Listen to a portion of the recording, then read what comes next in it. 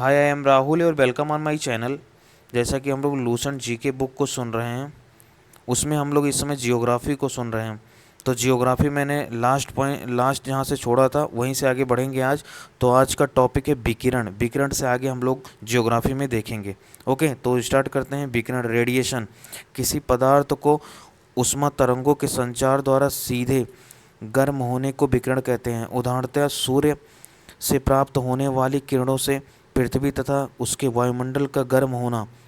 पृथ्वी द्वारा प्राप्त प्रवेशी सौर विकिरण जो लघु तरंगों के रूप में होता है, पृथ्वी की सतह को गर्म करता है।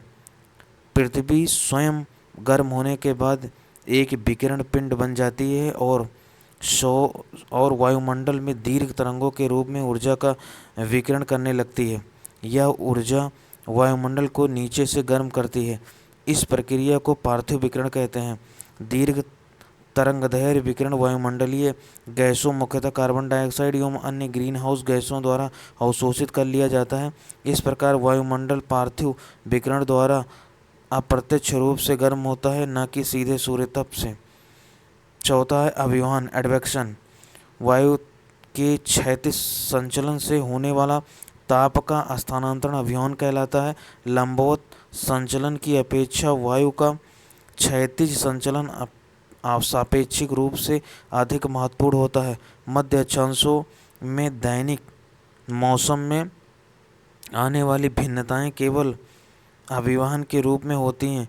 गर्म वायु राशियां जब ठंडे इलाकों में जाती हैं तो उन्हें गर्म कर देती हैं। इससे ऊष्मा का संचार निम्न अक्षांशीय क्षेत्रों से उच्च अक्षांशीय क्षेत्रों तक भी होता है। वायु द्वारा संचालित समुद्री धाराएं भी उष्णकटिबंधों से ध्रुवीय क्षेत्रों में ऊष्मा का संचार करती हैं। नोट: उष्णकटिबंधीय प्रदेशों में, विशेषतः उत्तरी भाग में, गर्मियों में चलने वाली स्थानीय पवन लू अभिवहन का ही परिणाम है। पृथ्वी का ऊष्मा बजट। मान लें वायुमंडल की ऊपरी सतह पर प्राप्त सूर्यताप 100 इकाई है। इन 100 इकाई में से 35 इकाइयाँ पृथ्वी के धरातल पर पहुँचने से पहले ही अंतरिक्ष में परावर्तित हो जाती हैं और सौर विकिरण की इस परावर्तित मात्रा को पृथ्वी का एल्बिडो कहते हैं। प्रथम 35 इकाइयों को छोड़कर बाकी 65 इकाइयाँ अवशोषित हो जाती हैं, 14 वायुमंडल में तथा 51 पृथ्वी के धरातल पर। पृथ्वी द्वारा अवशोषित ये 51 इकाइयाँ पुनः पार्थिव विकिरण के रूप में लौटा दी जाती हैं। इनमें से 17 इकाइयाँ तो सीधे अंतरिक्ष में चली जाती हैं और 34 इकाइयाँ वायुमंडल द्वारा अवशोषित होती हैं। 6 इकाइयाँ स्वयं वायुमंडल द्वारा, 9 इकाइयाँ संवहन के जरिए और 19 इकाइयाँ संघनन की गुप्त ऊष्मा के रूप में वायुमंडल द्वारा। 48 इकाइयों का अवशोषण होता है। इनमें 14 इकाइयाँ सूर्यताप की और 34 इकाइयाँ पार्थिव विकिरण की होती हैं। वायुमंडल विकिरण द्वारा इनको भी अंतरिक्ष में वापस लौटा देता है। अतः पृथ्वी के धरातल तथा वायुमंडल में अंतरिक्ष में वापस लौटने वाली विकिरण की इकाइयाँ क्रमशः 17 और 48 होता है, जिनका योग 65 होता है। वापस लौटने वाली ये इकाइयाँ उन 65 इकाइयों का संतुलन कर देती हैं जो सूर्य से प्राप्त होती हैं। यही पृथ्वी का ऊष्मा बजट अथवा ऊष्मा संतुलन है। तापमान, टेम्परेचर। वायुमंडल एवं भूपृष्ठ के साथ सूर्यताप और अन्योन्य क्रिया द्वारा जनित ऊष्मा तापमान के रूप में मापा जाता है। जहाँ ऊष्मा किसी पदार्थ कणों के अणुओं की गति को दर्शाती है, वहीं तापमान किसी पदार्थ या स्थान के गर्म या ठंडा होने का डिग्री में माप है।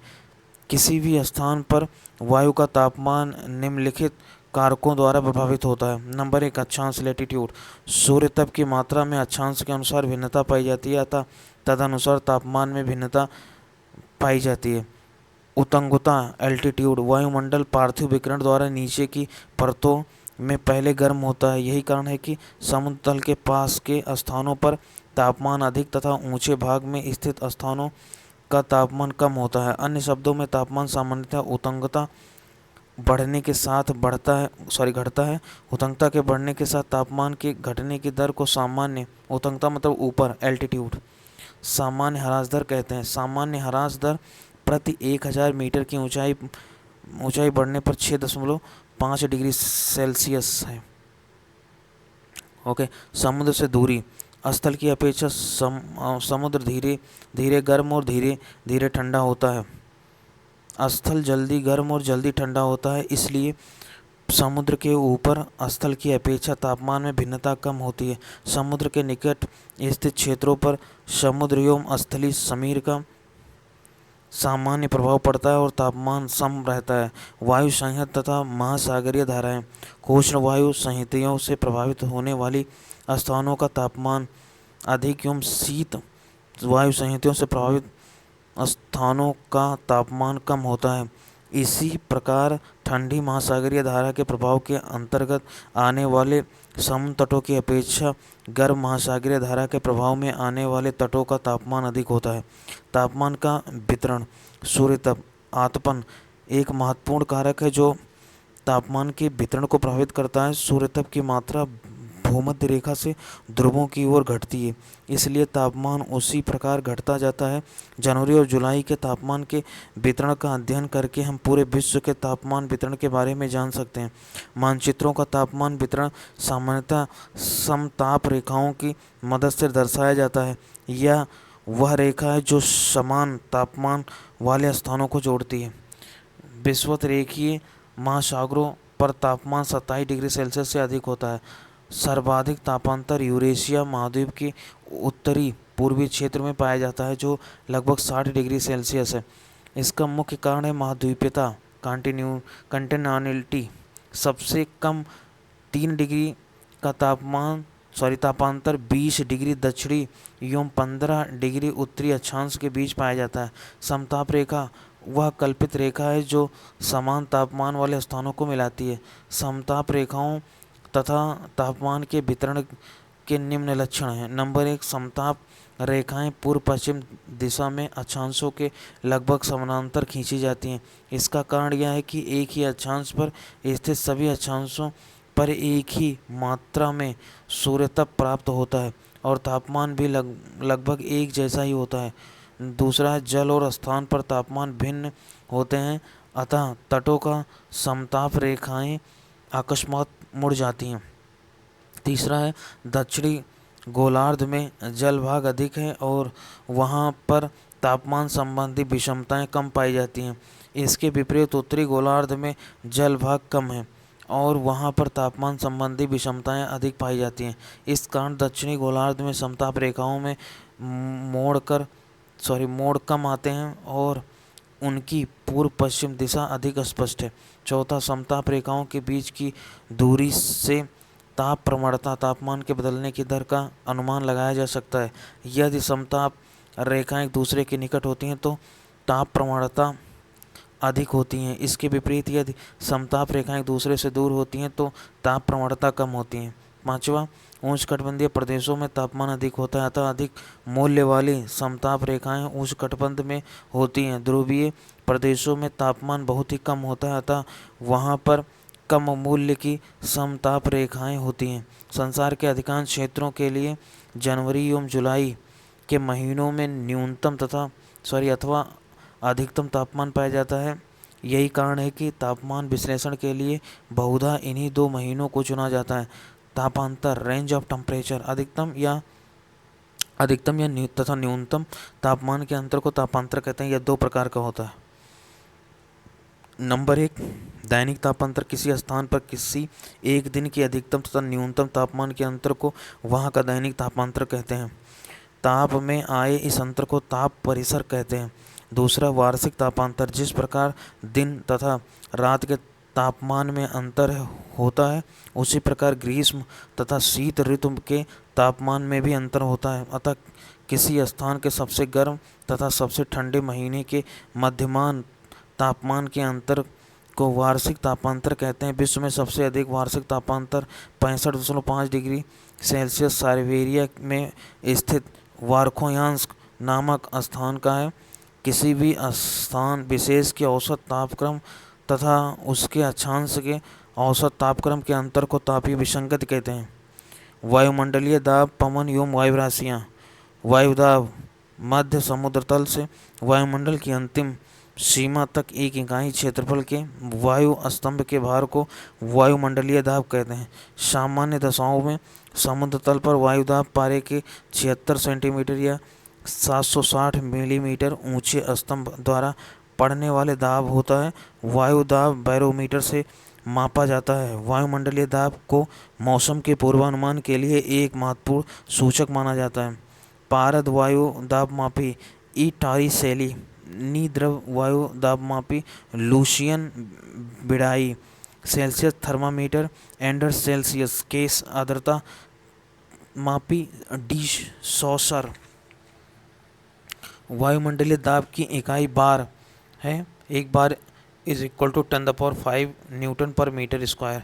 वायु दाब को मिली बार तथा पास्कल में भी मापते हैं। व्यापक रूप से प्रयोग की जाने वाली दाब की इकाई को किलो पास्कल केपीए कहते हैं। समुद्र तल पर औसत वायुमंडलीय दाब 1013.2 मिलीबार है या 1013.2 किलो पास्कल होता है। वायुदाब के निचले भाग में वायुदाब ऊंचाई के साथ तीव्रता से घटता है। यह ह्रास दर प्रत्येक 10 मीटर की ऊंचाई पर 1 मिलीबार होता है। 10 किलोमीटर की ऊंचाई पर 265 मिलीबार वायुदाब एवं -49.7 डिग्री सेल्सियस मानक तापमान होता है। समदाब रेखा वह कल्पित रेखा जो समुद्र तल के बराबर घटाए हुए समान वायुदाब वाले स्थानों को मिलाती हैं। समदाब रेखा कहते हैं। वायुदाब का मानचित्र पर समदाब रेखा द्वारा दर्शाया जाता है। पृथ्वी के धरातल पर 4 वायुदाब कटिबंध है। नंबर 1, विषुवत रेखीय निम्न वायुदाब। यह पेटी भूमध्य रेखा से 10 डिग्री उत्तरी तथा 10 डिग्री दक्षिण अक्षांशों के बीच स्थित है। यहाँ सालों भर सूर्य की किरणें लंबवत पड़ती हैं, जिसके कारण तापमान हमेशा ऊंचा रहता है। इस कटिबंध में धरातलीय क्षैतिज पवनें नहीं चलती, बल्कि अधिक तापमान के कारण वायु हल्की होकर ऊपर को उठती हैं और संवहनीय धाराओं को जन्म होता है। इसलिए इस कटिबंध को शांत कटिबंध या डोल्ड्रम कहते हैं। नोट: विषुवत रेखा पर पृथ्वी के घूर्णन का वेग सबसे अधिक होता है, जिससे यहाँ पर अपकेंद्रीय बल सर्वाधिक होता है, जो वायु को पृथ्वी के पृष्ठ से परे धकेलती है। इसके कारण भी यहाँ पर वायुदाब कम होता है। उपोष्ण उच्च वायुदाब उत्तरी तथा दक्षिणी गोलार्धों में क्रमशः कर्क और मकर रेखाओं से 35 डिग्री अक्षांशों तक उच्च वायुदाब पेटियाँ पाई जाती हैं। यहाँ उच्च वायुदाब होने के 2 कारण हैं। नंबर ए, विषुवत रेखीय कटिबंध से गर्म होकर उठने वाली वायु ठंडी और भारी होकर कर्क तथा मकर रेखाओं से 35 डिग्री अक्षांशों के बीच नीचे उतरती हैं और उच्च वायुदाब उत्पन्न करती हैं। बी, पृथ्वी के दैनिक गति के कारण उपध्रुवीय क्षेत्रों में वायु विशाल राशियाँ कर्क तथा मकर रेखाओं से 35 डिग्री अक्षांशों के बीच एकत्र हो जाती हैं, जिससे वहाँ पर उच्च वायुदाब उत्पन्न हो जाती हैं। नोट: विषुवत रेखा से 30 से 35 डिग्री अक्षांशों के मध्य दोनों गोलार्धों में उच्च वायुदाब की पेटियाँ उपस्थित होती हैं। इस उच्च वायुदाब वाली पेटियों को अश्व अक्षांश कहते हैं, यानी उपोष्ण उच्च वायुदाब पेटी को अश्व अक्षांश कहते हैं। इसका कारण यह है कि मध्य युग में यूरोप में खेती के लिए पश्चिम द्वीप समूह में पालदार जलयानों में लादकर घोड़े भेजे जाते थे। प्रायः इन जलयानों को इस अक्षांश के बीच वायु शांत रहने के कारण आगे बढ़ने में कठिनाई होती थी, अतः जलयानों का भार कम करने के लिए कुछ घोड़े समुद्र में फेंक दिए जाते थे। उपध्रुवीय निम्न वायुदाब 45 डिग्री उत्तरी तथा दक्षिणी अक्षांशों से क्रमशः आर्कटिक तथा अंटार्कटिक वृत्तों के बीच निम्न वायु भार की पेटियाँ पाई जाती हैं, जिसे उपध्रुवीय निम्न वायुदाब पेटियाँ कहते हैं। चौथा, ध्रुवीय उच्च वायुदाब 80 डिग्री उत्तरी तथा दक्षिणी अक्षांश में उत्तरी तथा दक्षिणी ध्रुव तक उच्च वायुदाब पेटियाँ पाई जाती हैं। पवन बिंड: पृथ्वी के धरातल पर वायुदाब में क्षैतिज विषमताओं के कारण वायु हमेशा उच्च वायुदाब क्षेत्र में निम्न वायुदाब क्षेत्र की ओर बहती हैं। क्षैतिज रूप से इस गतिशील हवा को पवन कहते हैं। नोट: ऊर्ध्वाधर दिशा में गतिशील हवा को वायुधारा एयर करंट कहते हैं। पृथ्वी के धरातल पर क्षैतिज पवनें 3 संयुक्त प्रभावों का परिणाम है। नंबर 1 दाब प्रवणता प्रभाव, नंबर 2 घर्षण बल, नंबर 3 कोरियोलिस बल। नंबर 1 दाब प्रवणता बल। दूरी की प्रति इकाई पर दाब के घटने को दाब प्रवणता कहते हैं, यानी दूरी के संदर्भ में दाब परिवर्तन की दर दाब प्रवणता है। जहाँ समदाब रेखाएं पास पास हों वहाँ दाब प्रवणता अधिक व समदाब रेखाएं दूर दूर होने से दाब प्रवणता कम होती है। दूसरा है घर्षण बल। यह पवनों की गति को प्रभावित करता है। धरातल पर घर्षण सर्वाधिक होता है, समुद्र सतह पर घर्षण न्यूनतम होता है। घर्षण बल का प्रभाव प्रायः धरातल से 1 से 3 किलोमीटर ऊंचाई तक होता है। तीसरा है कोरियोलिस प्रभाव, कोरियोलिस इफेक्ट। पृथ्वी के घूर्णन के कारण पवनें अपनी मूल दिशा में विक्षेपित हो जाती हैं, इसे कोरियोलिस बल कहते हैं। इसका नाम फ्रांसीसी वैज्ञानिक के नाम पर पड़ा है जिसने सबसे पहले इस बल के प्रभाव का वर्णन 1844 ईस्वी में किया। इस बल के प्रभावाधीन उत्तरी गोलार्ध में पवनें दाहिने ओर तथा दक्षिणी गोलार्ध में अपनी बाईं ओर मुड़ जाती हैं। इस विक्षेप को फेरल नामक वैज्ञानिक ने सिद्ध किया था, अतः इसे फेरल का नियम कहते हैं। इसे बाइज-वेलेट नियम द्वारा भी समझा जा सकता है। इस नियम के अनुसार यदि कोई व्यक्ति उत्तरी गोलार्ध में पवन की ओर पीठ करके खड़ा है तो उच्च वायुदाब उसके दाईं ओर तथा निम्न वायुदाब उसकी बाईं ओर होगा। दक्षिणी गोलार्ध में स्थित इसके ठीक विपरीत होगा। कोरियोलिस बल अक्षांशों के कोण के सीधा समानुपात में बढ़ता है। यह ध्रुवों पर सर्वाधिक एवं विषुववृत्त पर अनुपस्थित होता है, यानी ध्रुवों पर पवनों की दिशा में अधिकतम विक्षेप और विषुवत रेखा पर पवनों की दिशा में कोई विक्षेप नहीं होता। कोरियोलिस बल दाब प्रवणता के समकोण पर कार्य करता है। दाब प्रवणता बल समदाब रेखाओं के समकोण पर होता है।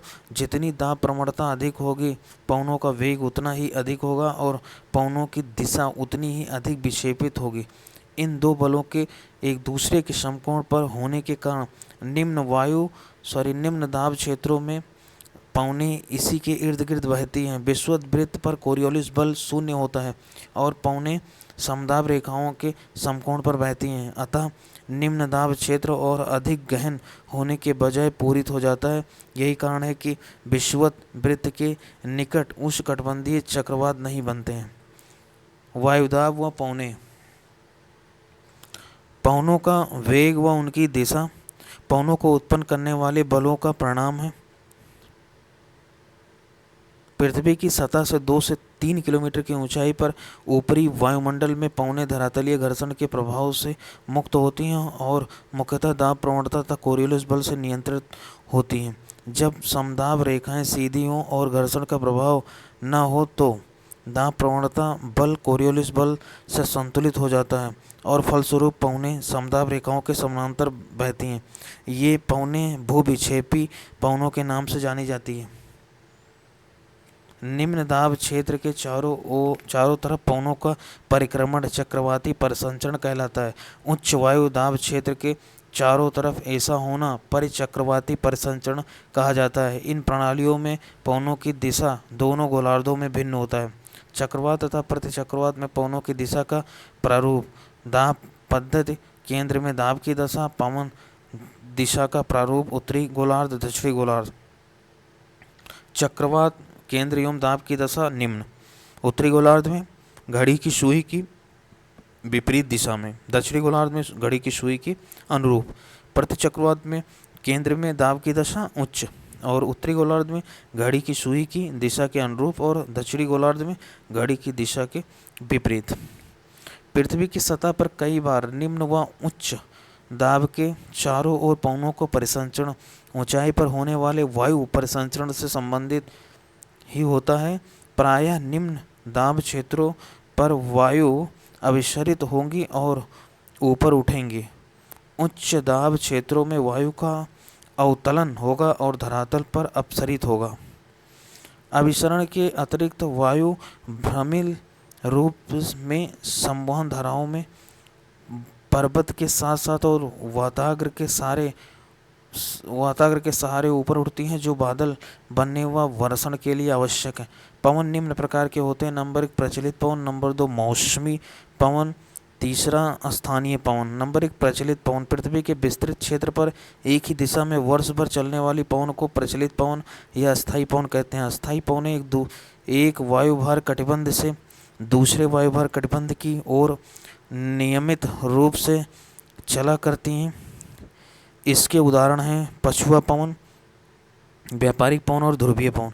पछुआ पवन दोनों गोलार्धों में उपोष्ण उच्च वायुदाब कटिबंधों से उपध्रुवीय निम्न वायुदाब कटिबंधों की ओर चलने वाली अस्थायी हवा को इनकी पश्चिम दिशा के कारण पछुआ पवन कहा जाता है। पछुआ पवन का सर्वश्रेष्ठ विकास 40 से 65 डिग्री दक्षिणी अक्षांशों के मध्य पाया जाता है।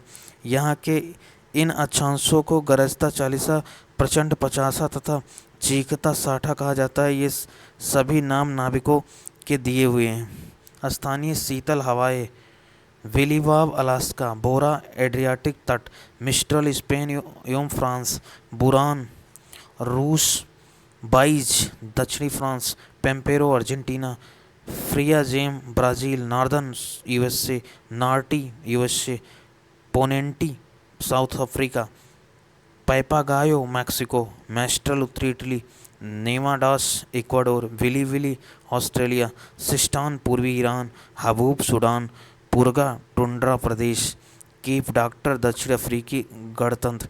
इसे टेबल ब्लॉक कहते हैं।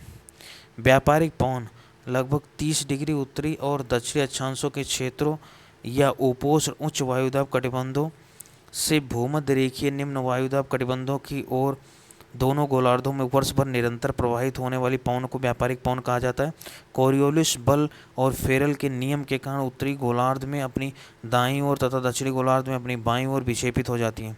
ध्रुवीय पवन ध्रुवीय उच्च वायुदाब की पेटियों से उप ध्रुवीय निम्न वायुदाब की पेटियों की ओर प्रवाहित पवन को ध्रुवीय पवन के नाम से जाना जाता है। उत्तरी गोलार्ध में इसकी दिशा उत्तर पूर्व से दक्षिण पश्चिम की ओर तथा दक्षिणी गोलार्ध में दक्षिण पूर्व से उत्तर पश्चिम की ओर है। दूसरा मौसम पवन। मौसम या समय के परिवर्तन के साथ जिन पवनों की दिशा बदल जाती है उन्हें मौसमी पवन कहा जाता है। जैसे मानसूनी पवन, स्थल समीर, समुद्री समीर पवन। स्थल व समुद्र समीर ऊष्मा के अवशोषण तथा स्थानांतरण में स्थल व समुद्र में भिन्नता पाई जाती है। दिन के दौरान स्थल भाग समुद्र की अपेक्षा अधिक गर्म हो जाती है, अतः स्थल पर हवाएं ऊपर उठती हैं और निम्न दाब क्षेत्र बनता है, जबकि समुद्र अपेक्षाकृत ठंडे रहते हैं और उन पर उच्च वायुदाब बना रहता है। इससे समुद्र से स्थल की ओर दाब प्रवणता उत्पन्न होती है और पवनें समुद्र से स्थल की तरफ समुद्र समीर रूप में प्रवाहित होती हैं। रात्रि में इसके एकदम विपरीत प्रक्रिया होती है। स्थल समुद्र की अपेक्षा जल्दी ठंडा हो जाता है। दाब प्रवणता स्थल से समुद्र की तरफ होने पर स्थल समीर प्रवाहित होती है। तीसरा है स्थानीय पवन। प्रमुख गर्म स्थानीय पवन चिनूक यह संयुक्त राज्य अमेरिका और कनाडा में रॉकी पर्वत श्रेणी के पूर्वी ढाल के साथ चलने वाला गर्म या शुष्क पवन है। यह पवन रॉकी पर्वत के पूर्व के पशुपालकों के लिए बड़ा ही लाभदायक है, क्योंकि शीतकाल की अधिकांश अवधि में यह बर्फ को पिघलाकर चारागाहों को बर्फ से मुक्त रखता है। फान यह अल्प्स पर्वत के उत्तरी ढाल से नीचे उतरने वाली गर्म एवं शुष्क हवा है। इसका सर्वाधिक प्रभाव स्विट्जरलैंड में होता है। इसके प्रभाव में बर्फ पिघल जाती है और पशुचारकों के लिए चारागाह मिल जाता है। इसके प्रभाव से अंगूर जल्दी पक जाते हैं। हरमट्टन यह सहारा रेगिस्तान से उत्तर पूर्वी दिशा में चलने वाली गर्म एवं शुष्क हवा है। यह पवन सहारा से गिनी तट की ओर बहती है। गिनी तट पर इसे डॉक्टर हवा कहा जाता है। शिराको यह सहारा मरुस्थल से भूमध्य सागर की ओर बहने वाली धूल से लदी हवा है। जब यह भूमध्य सागर पार करती है तो आर्द्र हो जाती है और इटली पहुंच जाती है। इसके अन्य स्थानीय नाम हैं, जैसे नंबर 1 खमसिन मिस्र में, गिवली लीबिया में, चिली ट्यूनीशिया में, लेस्ट मैड्रिया में, सिराको इटली में और लेवेक स्पेन में।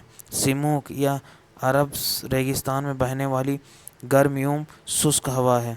ब्लैक रोलर या उत्तरी अमेरिका के विशाल मैदान में दक्षिणी पश्चिमी या उत्तरी पश्चिमी तेज धूल भरी चलने वाली आंधी है। ब्रिक फील्डर या ऑस्ट्रेलिया के विक्टोरिया प्रांत में चलने वाली गर्म एवं शुष्क हवा है। नॉर्वेस्टर या न्यूजीलैंड के उच्च पर्वतों से उतरने वाली गर्म एवं शुष्क हवा है। कुछ अन्य गर्म हवाएं एवं स्थान: ट्रेमोंटेन मध्य यूरोप, अयाला फ्रांस, बरगस दक्षिण अफ्रीका, सुखोवे रूस एवं कजाकिस्तान, बाग्यो फिलीपींस द्वीप समूह, गारिच दक्षिण पूर्वी ईरान, लू उत्तरी भारत, सोलेना दक्षिणी पूर्वी स्पेन, सामून ईरान। सामल यह इराक तथा फारस की खाड़ी में चलने वाली गर्म एवं शुष्क हवा है। शांटा आना यह दक्षिण कैलिफोर्निया में शांटा आना घाटी से चलने वाली गर्म एवं शुष्क धूल भरी आंधी है। कोयम्बैग यह जावा इंडोनेशिया में बहने वाली गर्म हवा है। यह तंबाकू की खेती को काफ़ी नुकसान पहुंचाती है। जेट प्रवाह जेट स्ट्रीम क्षोभ मंडल की ऊपरी परत में बहुत तीव्र गति से चलने वाली सक्रिय नालिकाकार व विसर्पी पवन प्रवाह को जेट प्रवाह कहते हैं। यह 6 से 12 किलोमीटर की ऊंचाई पर पश्चिम से पूर्व की ओर प्रवाहित होता है। यह दोनों गोलार्धों में पाया जाता है, परंतु उत्तरी गोलार्ध में यह अधिक शक्तिशाली होता है। इसमें वायु 120 किलोमीटर पर घंटा से चलती है। जेट प्रवाह वायुमंडलीय विक्षोभों, चक्रवातों, प्रतिचक्रवातों, तूफानों और वर्षा को उत्पन्न करने में सहायक होते हैं। आधुनिक खोजों के अनुसार एशिया में मानसून पवनों के कारण जेट प्रवाह माना जाता है। यह पृथ्वी पर तापमान के वितरण का संतुलन बनाने में महत्वपूर्ण भूमिका निभाता है। वायु राशियाँ एयर मासेस वायुमंडल का वह विशाल एवं विस्तृत भाग जिसमें तापमान तथा आर्द्रता के भौतिक लक्षण क्षैतिज दिशा में समरूप हों, वायुराशि कहलाती हैं। सामान्यतः वायु राशियाँ सैकड़ों किलोमीटर तक विस्तृत होती हैं। एक वायु राशि में कई परतें होती हैं जो एक दूसरे के ऊपर क्षैतिज दिशा में फैली होती हैं। प्रत्येक परत में वायु के तापमान तथा आर्द्रता की स्थिति लगभग समान होती है। यह जलवायु तथा मौसम के अध्ययन में महत्वपूर्ण भूमिका निभाती है। वाताग्र फ्रंट जब दो भिन्न प्रकार की वायु राशियाँ मिलती हैं तो उनके मध्य सीमा क्षेत्र को वाताग्र कहते हैं। वाताग्र 4 प्रकार के होते हैं। नंबर 1 शीत वाताग्र, नंबर 2 उष्ण वाताग्र, नंबर 3 अचर वाताग्र, नंबर 4 अधिविष्ट वाताग्र। नंबर 1 शीत वाताग्र जब शीतल व भारी वायु आक्रामक रूप से उष्ण वायु राशियों को ऊपर धकेलती हैं या संपर्क क्षेत्र को शीत वाताग्र कहते हैं। नंबर 2 उष्ण वाताग्र यह वायु राशियाँ आक्रामक रूप से ठंडी वायु राशियों के ऊपर चढ़ती हैं तो इस संपर्क क्षेत्र को उष्ण वाताग्र कहते हैं। नंबर 3 अचर वाताग्र जब वाताग्र स्थिर हो जाएं तो इन्हें अचर वाताग्र कहा जाता है, अर्थात एशीय वाताग्र जब कोई भी वायु राशि ऊपर नहीं उठती। चौथा अधिविष्ट वाताग्र यदि एक वायु राशि पूर्णतः धरातल के ऊपर उठ जाए तो एशीय वाताग्र को अधिविष्ट वाताग्र कहते हैं। नोट वाताग्र मध्य अक्षांशों में ही निर्मित होते हैं और तीव्र वायुदाब व तापमान प्रवणता इनकी विशेषता है। ये तापमान में अचानक बदलाव लाते हैं तथा इसी कारण वायु ऊपर उठती हैं, बादल बनते हैं तथा वर्षा होती है।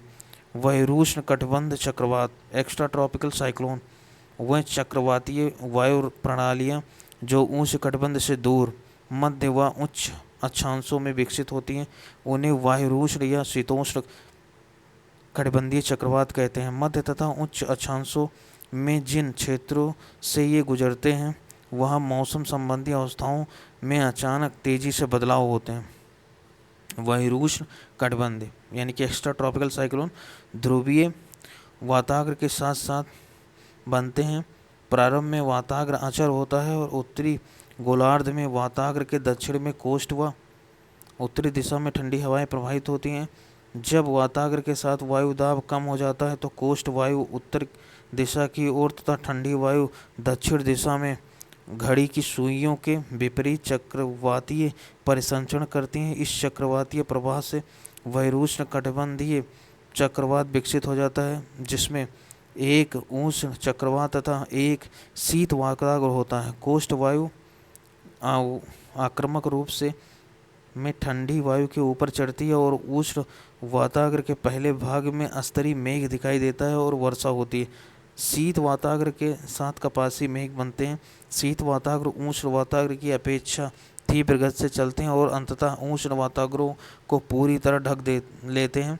यह कोस्ट वायु ऊपर उठती है और इसका भूतल से कोई संपर्क नहीं रहता तथा अधिविष्ट वातावरण बनता है एवं चक्रवात धीरे धीरे क्षीण हो जाता है।